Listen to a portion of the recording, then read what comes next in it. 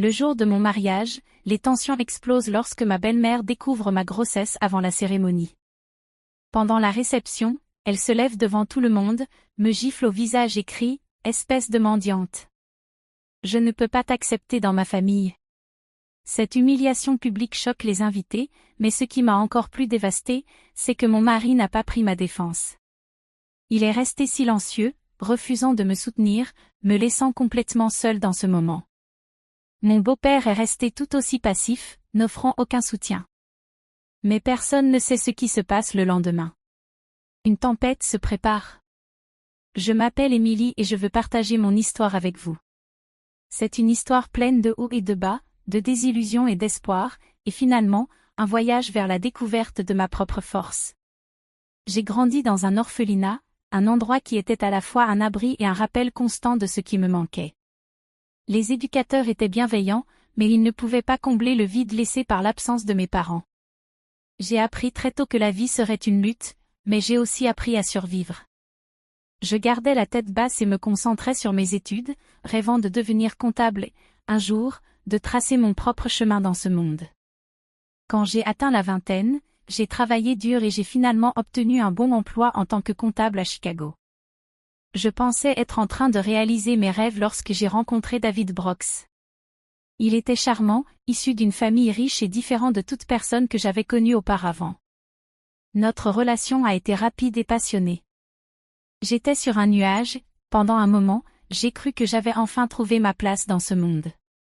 Tout a changé lorsque j'ai découvert que j'étais enceinte. La nouvelle m'a plongée dans un tourbillon d'émotions, peur, joie, incertitude. Je me souviens du jour où j'ai annoncé la nouvelle à David. Nous étions assis dans mon petit appartement, et j'avais du mal à trouver les mots. Mon cœur battait la chamade alors que je disais « David, il faut que je te parle de quelque chose d'important. Je suis enceinte. » Sa réaction n'était pas celle que j'attendais. Le visage de David est devenu livide, et il a commencé à faire les 100 pas dans la pièce. Comment ça a pu arriver? Je ne sais même pas comment être père, s'est-il exclamé, sa voix remplie de panique. David, nous pouvons surmonter cela ensemble, l'ai-je rassuré, essayant de garder mon calme malgré la peur qui commençait à m'envahir. Nous pouvons planifier un avenir, mais intérieurement, je sentais le poids du monde sur mes épaules. David a finalement retrouvé son calme et m'a promis de rester à mes côtés, allant même jusqu'à parler de mariage. Mais c'était avant que sa mère, Caroline, n'entre en scène. Caroline Brooks était une femme influente dans la soixantaine, une véritable force de la nature, qui contrôlait tout dans la vie de sa famille, y compris celle de David. Lorsque Caroline a découvert ma grossesse, le chaos a éclaté. Elle était furieuse, et je pouvais voir le mépris dans ses yeux alors qu'elle confrontait David à mon sujet. « Tu es sérieux avec cette fille? Elle n'est rien d'autre qu'une mendiante. Tu ne peux pas l'épouser. » Caroline a crié, sa voix débordant de mépris. Malgré les protestations de David, Caroline a clairement fait savoir qu'elle ne m'accepterait jamais dans la famille. Je me sentais écrasée sous le poids de son jugement, mais David m'a promis de m'épouser malgré tout, espérant ainsi me protéger. Enfin, le jour du mariage est arrivé. Je l'avais imaginé de manière si différente, une journée remplie d'amour et de joie, mais à la place, j'avais l'impression d'entrer sur un champ de bataille. La cérémonie s'est déroulée sans problème, mais le véritable drame s'est joué à la réception. Alors que nous fêtions avec nos amis et notre famille, Caroline s'est levée, sa voix coupant les rires et la musique comme un couteau. « Émilie » cria-t-elle, en me pointant du doigt, « espèce de mendiante. Je ne peux pas t'accepter dans ma famille. » Avant même que je puisse comprendre ce qui se passait, elle m'a giflé. Je suis restée figée, stupéfaite, tandis que les invités retenaient leur souffle. Le silence s'est abattu, les regards se sont tournés vers moi, jugeant, critiquant, mais ce qui m'a le plus blessée, c'est le silence de David. Il ne m'a pas défendu, il est resté là, immobile comme une statue. Je pensais que j'allais m'effondrer à ce moment-là, mais au lieu de cela, j'ai senti quelque chose s'allumer en moi. Je ne la laisserai pas gagner. J'avais trop longtemps lutté pour ma place dans ce monde, et je n'allais pas laisser Caroline me l'enlever. Après le mariage, je me suis installée dans la grande propriété des Brooks, mais j'ai vite compris que le conte de fées était terminé. La réalité était étouffante. David était distant, accablé par les pressions de la paternité et par les attentes de sa mère. La cruauté de Caroline est devenue incessante. Elle me rabaissait à chaque occasion et allait même jusqu'à remettre en question la paternité de mon enfant. Peut-être que tu mens à propos de ce bébé, disait-elle, sa voix perçante et cruelle. David mérite mieux que ça. Tu as de la chance qu'il t'ait quand même épousé. Chaque jour qui passait, je me sentais de plus en plus isolée et sans amour. Le silence de David était un poids sur mon cœur, et je commençais à me demander si j'avais commis une erreur. Est-ce que j'étais assez forte pour affronter cela seule? Mon cœur se serrait en voyant David s'éloigner de plus en plus dans son propre monde. Il avait commencé à boire davantage, et je pouvais sentir le changement dans notre relation. L'amour qui semblait autrefois si fort n'était plus qu'un lointain souvenir. Souvent, je me demandais comment j'en étais arrivée là, perdue dans une vie qui aurait dû être un rêve. Le tournant est arrivé lorsque j'ai donné naissance à mon fils, Ethan. Je me souviens de l'avoir tenu pour la première fois, sentant une vague d'amour m'envahir. Il était ma raison de me battre. Mais aussi fort que j'essayais de l'être, la solitude devenait insupportable. C'est alors que Mark et sa sœur Megan sont entrés dans ma vie. Mark était un homme d'une quarantaine d'années, avec une boiterie due à un accident, mais il avait un grand cœur. Lui et Megan, une gentille aide-soignante, sont devenus mon refuge dans ces jours difficiles. Ils m'ont offert non seulement leur aide, mais aussi de l'espoir, me rappelant que je n'étais pas seule dans ce combat. Un jour, alors que je luttais pour nourrir Ethan, Mark s'est approché et m'a dit, « Emily, tu fais un travail formidable. Tu as plus de force que tu ne le penses. » Je l'ai regardé, les larmes aux yeux. Je ne sais pas comment y arriver sans le soutien de David.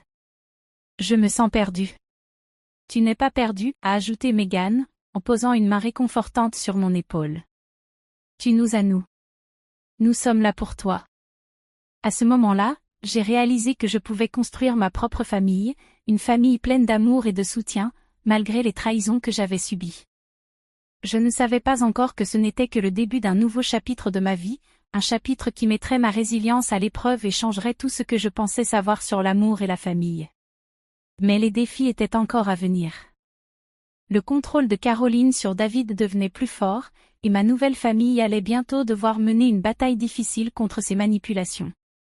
J'espérais seulement avoir la force de tenir bon et de protéger mon fils.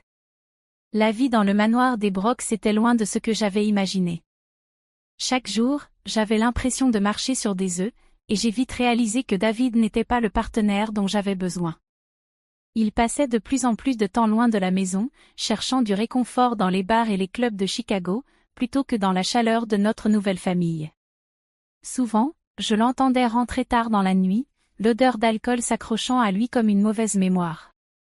Un soir, après une longue journée à m'occuper d'Ethan, j'ai entendu David trébucher en entrant à la maison.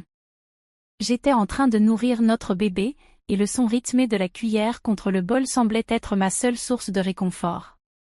David est entré dans la pièce, les yeux vitreux, et j'ai forcé un sourire, espérant me connecter avec lui. « David, comment s'est passée ta journée ?» Il m'a à peine regardé. « C'était bien, a-t-il marmonné, se balançant légèrement tout en s'appuyant contre le mur. Mon cœur s'est serré. L'homme dont j'étais tombée amoureuse glissait entre mes doigts, et j'étais impuissante à l'en empêcher. Les jours se transformaient en semaines, et la tension entre nous ne faisait qu'augmenter. Caroline continuait sa guerre émotionnelle, trouvant de nouvelles façons de me rabaisser et de miner mon rôle de mère. Ethan mérite mieux qu'une mère qui peine à garder un emploi, disait-elle avec un sourire sarcastique, ses yeux brillants de malveillance. J'essayais de m'élever au-dessus de ses provocations, mais c'était épuisant. Cette nuit-là, j'ai rassemblé tout mon courage pour confronter David. Nous devons parler, dis-je, ma voix ferme malgré la tempête qui faisait rage en moi. Il leva les yeux, surpris, avec une lueur de confusion dans le regard. De quoi? De nous, d'Ethan. Je ne peux pas continuer à faire semblant que tout va bien alors que ce n'est pas le cas, répondis-je, sentant mon cœur s'emballer dans ma poitrine. David soupira, passant sa main dans ses cheveux. Emily, j'essaie juste de comprendre tout ça. Je ne m'attendais pas à cette paternité, à ce mariage, à tout ça. Moi non plus, dis-je, laissant la frustration déborder. Mais nous sommes ensemble là-dedans. J'ai besoin que tu sois là pour moi, pour Ethan. Je ne peux pas y arriver toute seule. Il resta silencieux, et je pouvais voir le conflit dans ses yeux. Tu ne comprends pas la pression que je subis, finit-il par dire, d'une voix basse. Non, c'est toi qui ne comprends pas la pression que je subis, criai-je, les larmes brûlant mes yeux. J'essaie de prendre soin de notre fils tout en affrontant les attaques incessantes de ta mère. J'ai besoin que tu me choisisses, David. Au lieu du soutien dont j'avais désespérément besoin, il se détourna, me renvoyant d'un geste de la main. Donne-moi juste un peu de temps, Emily. Je vais régler ça. Il se retira à son endroit habituel sur le canapé, me laissant plus seule que jamais. Les jours passèrent, et mon état émotionnel commença à se détériorer. Je me sentais piégée dans une cage dorée, entourée de luxe, mais privée d'amour et de soutien. Mark et Meghan étaient mon seul réconfort, ils me rendaient souvent visite, apportant des rires et de la chaleur dans ma maison. Un après-midi, alors que nous étions assis dans le salon, Mark remarqua mon malaise. « Emily, tu sembles différente ces derniers temps. »« Est-ce que tout va bien ?» demanda-t-il, l'inquiétude clairement visible sur son visage. Je soupirai, sentant le poids du monde peser sur mes épaules. « Je ne sais pas, Mark. J'ai l'impression de perdre David. Il n'est jamais à la maison, et quand il l'est, il n'est pas vraiment là. » Meghan tendit la main et posa une main réconfortante sur mon épaule. « Tu fais un travail incroyable avec Ethan. Ne laisse personne te dire le contraire. Tu es plus forte que tu ne le crois. » Leur gentillesse me remonta le moral, mais il était évident que la bataille n'était pas encore terminée. L'influence de Caroline était écrasante, et je pouvais sentir son emprise se resserrer autour de David. Il me fallait un plan pour protéger mon fils et moi-même de la tempête qui approchait. Un soir, après une journée particulièrement difficile, je me suis assise seule dans la chambre du bébé, berçant Ethan dans mes bras. Le silence nous enveloppait, mais je savais, au fond de moi, que je devais me battre pour notre avenir. Avec Mark et Meghan à mes côtés, je commençais à envisager mes prochains pas. Je ne pouvais plus laisser Caroline dicter ma vie. Je ne savais pas encore que des jours encore plus sombres m'attendaient. Le désespoir de Caroline allait bientôt donner lieu à un plan qui allait tout changer. Les enjeux augmentaient, et je devais me préparer pour le combat de ma vie. Je pris une profonde inspiration, serrant mon fils contre moi, déterminé à affronter tout ce qui allait arriver. À mesure que les semaines passaient, l'atmosphère à la demeure des Brooks devenait de plus en plus tendue. Je pouvais sentir la présence de Caroline planer sur nous comme un nuage noir, son mépris à mon égard se transformant en quelque chose de plus dangereux. David restait distant, absorbé par ses luttes intérieures et l'influence croissante de sa mère. Je me sentais piégée dans un cauchemar, cherchant désespérément une sortie tout en luttant pour protéger mon fils. Un soir, alors que je mettais Ethan au lit, j'entendis des voix élevées venant du salon. La curiosité me domina et je m'approchai pour mieux écouter. J'entendais David et Caroline se disputer. « Tu dois être ferme, David, » insista Caroline, d'une voix perçante. « Emily est une distraction. Elle n'est pas bonne pour toi ou pour la famille. » « Je ne veux pas entendre ça, maman, » répondit David, avec colère. « Elle est ma femme et la mère de mon fils. Tu dois l'accepter. » Ces paroles m'apportèrent un éclat d'espoir, mais je savais que je ne pouvais pas me laisser aveugler par cela. La réaction de Caroline fut prévisible. « Tu fais une erreur. Elle n'est qu'une profiteuse et elle va te prendre tout ce que tu as. Tu dois choisir ta famille plutôt qu'elle. » Un frisson me parcourut le dos. Les enjeux devenaient de plus en plus importants et je pouvais sentir que Caroline préparait quelque chose de sinistre. Je retournai dans la chambre du bébé, tenant Ethan fermement contre moi, et je lui murmurai une promesse, « Je te protégerai, quoi qu'il arrive. » La semaine suivante, les choses prirent une tournure encore plus sombre. Caroline, animée par la colère, élabora un plan qui allait ébranler les fondations de nos vies. Un matin, je reçus un appel de Mark, sa voix empreinte d'inquiétude. « Emily, tu dois faire attention. Je viens d'entendre quelque chose à propos du plan de Caroline. Elle cherche un moyen de te retirer Ethan. » Mon cœur se serra. Qu'est-ce que tu veux dire? Les rumeurs disent qu'elle a discuté avec des avocats. Elle veut prétendre que tu n'es pas apte à être mère et que David devrait avoir la garde d'Ethan, expliqua Mark, sa voix pressante. Inapte? Je fais tout ce que je peux pour lui, répondis-je. La panique montait en moi. Je ne pouvais pas la laisser me prendre Ethan, il était tout pour moi. Je sais, mais nous devons élaborer un plan, dit Mark d'un ton grave. Tu dois tout documenter, tes actions en tant que mère, le soutien que tu reçois de Megan et moi. Nous allons nous battre ensemble.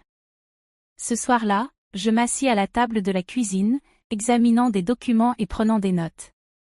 Je ne m'étais jamais sentie aussi vulnérable, mais j'étais déterminée à protéger mon fils. Chaque moment passé à me préparer me rappelait l'amour immense que j'avais pour Ethan et jusqu'où j'étais prête à aller pour le garder en sécurité.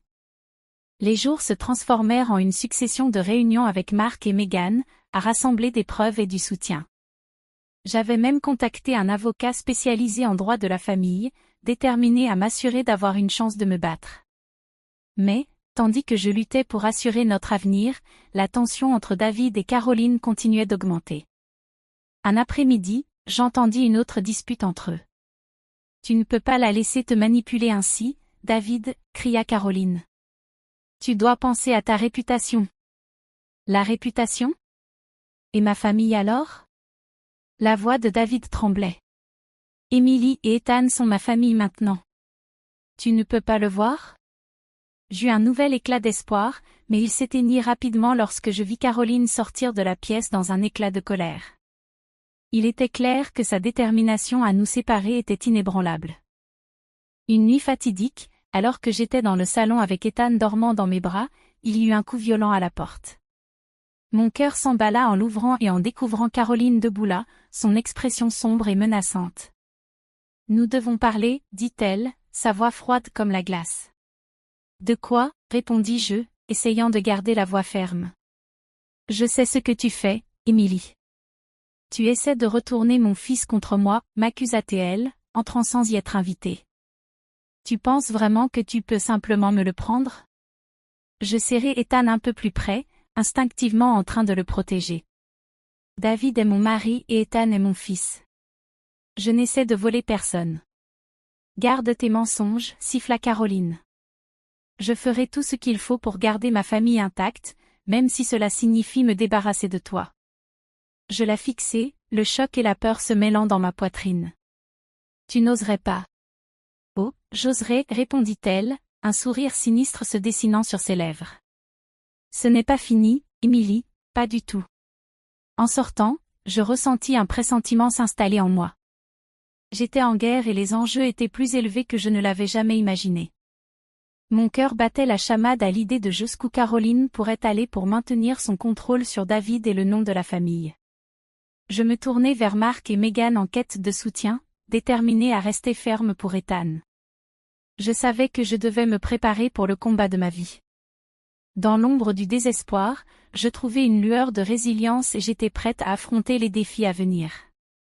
La tempête se formait et je devais être prête à l'affronter. Les jours qui suivirent la visite menaçante de Caroline ressemblaient à un compte à rebours, chaque seconde résonnant avec ma peur grandissante pour l'avenir d'Ethan. À chaque affrontement, je savais qu'elle se rapprochait de l'exécution de son plan et je devais rester un pas en avant. Je versai mon cœur et mon âme dans la préparation de ce qui allait venir, soutenu par le soutien indéfectible de Mark et Megan. Un après-midi, alors que je révisais les notes de mon avocat, je reçus un message de Mark, « Nous devons nous rencontrer. J'ai des nouvelles. » Mon cœur s'emballa. Je fixai rapidement un rendez-vous dans notre café habituel, un endroit tranquille où nous pouvions discuter sans interruption. « Emily, j'ai découvert que Caroline répand des mensonges à ton sujet, » dit Mark, l'inquiétude gravée sur son visage. « Elle dit aux gens que tu es instable et inapte à t'occuper d'Ethan. » Une vague de nausée me submergea. Elle ne peut pas faire ça. J'ai tout fait pour être une bonne mère. Mark acquiesça. Je sais, mais nous devons tout documenter. Je te suggère de commencer à tenir un journal détaillé de tes activités quotidiennes avec Ethan, montrant combien tu l'aimes et te soucies de lui. Chaque petit détail compte.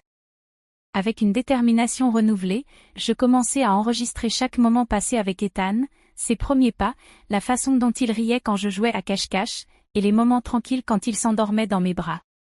Chaque entrée devenait un témoignage de mon amour et de mon engagement en tant que mère. Alors que je continuais à rassembler des preuves, les attaques de Caroline devenaient plus agressives. Un après-midi, je reçus un appel de mon avocat m'informant que Caroline avait demandé la garde temporaire d'Ethan, prétendant que j'étais inapte à cause de mes conditions de vie instables et de mon manque de soutien familial. Mon cœur s'effondra. C'était un mensonge éhonté et je devais me battre. Le jour de l'audience au tribunal arriva et mon anxiété était palpable. Je pouvais sentir la tension dans l'air en entrant dans le tribunal, mes mains tremblant. Mark et Meghan étaient assis au fond, offrant un soutien silencieux, et je respirais profondément pour me stabiliser. Caroline était assise devant moi, un sourire suffisant sur le visage. David était également là, mais semblait confus, regardant entre sa mère et moi. « Votre honneur, » commença Caroline, sa voix débordant d'une fausse préoccupation. « Émilie n'est pas apte à élever mon petit-fils. Elle n'a pas de foyer stable et ne bénéficie d'aucun soutien familial réel. » Je me levai, déterminée à me défendre. « Votre honneur, je ne viens peut-être pas d'une famille riche, mais je suis une mère dévouée. Je travaille dur et j'ai un solide réseau de soutien. Mark et Meghan sont comme une famille pour moi. Je ferai tout pour subvenir aux besoins d'Ethan. » Le juge écouta attentivement et je ressentis une lueur d'espoir. « J'ai des documents prouvant mon engagement en tant que mère et j'ai des témoins qui peuvent attester de mon caractère, » continuai-je, en désignant Mark et Meghan. Caroline se moqua de moi, mais je continuai, partageant mon parcours en tant que mère et l'amour que j'avais pour Ethan. Je pouvais voir l'expression du juge s'adoucir pendant que je parlais et, pour la première fois, je croyais que j'avais une chance. Après ce qui sembla être une éternité, le juge annonça sa décision: j'accorde la garde totale d'Ethan à Émilie. Il est clair qu'elle a démontré son dévouement en tant que mère. Une vague de soulagement m'envahit, les larmes me montant aux yeux.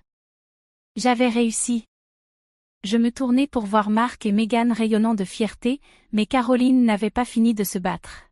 « Ce n'est pas fini, Émilie, » siffla-t-elle en passant devant elle.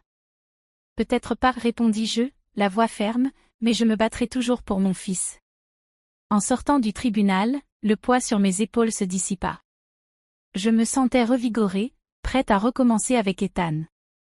Avec Mark et Meghan à mes côtés, je savais que nous pourrions construire une famille aimante.